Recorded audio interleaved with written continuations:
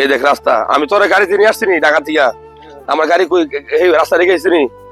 মানে আমার দেশ এটা স্বাধীন হয় নাই, মানে স্বাধীনতার পরে এই যে 50-60 বছর যে পার হয়েছে, এখানে কোনো মেম্বার মানে এমপি হয় নাই। মানে আমার আব্বা যে ভোট দিছে, এই ভোটের কোনো দাম নাই।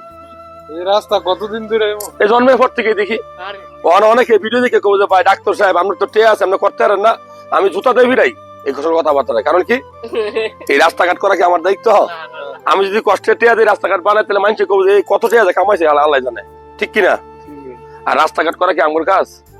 রাস্তাঘাট করা তো সাধারণ জনগণের কাজ না। কাজ এইটা হলো আমার বাড়ির রাস্তা। আমরা যারা এই ভিডিওটা দেখছেন, আমার এলাকার মেম্বার সাহেব চেয়ারম্যান সাহেব আসেননি, যদি থাকেন কইরেন, ঠিক আছে? আমরা আসলে আমরা তো কারো বিরুদ্ধে কথা বলতে চাই না, কিন্তু বাড়িতে যে আসতে পারি না বর্ষাকালে গাড়ি টাড়ি নিয়ে, হ্যাঁ কষ্ট করে টাকা দিয়া গাড়ি কিনছি আরামের জন্যই তো। এই যে মেহমান নিয়ে আসছি, কি মামুরে লইছি, মামু কয় রাস্তার এই অবস্থা কেন? শরম না একটা আমাদের? সব জায়গায় কাজ হয় বাংলাদেশের, 50 বছর স্বাধীনতা পার হয়ে গেছে, কি আমার এলাকা চেয়ারম্যান মামুরকে ঘুম ভাঙে নাই? একটা ইটের না লোহা না বালুও না, আমার মন চাইতেছে তো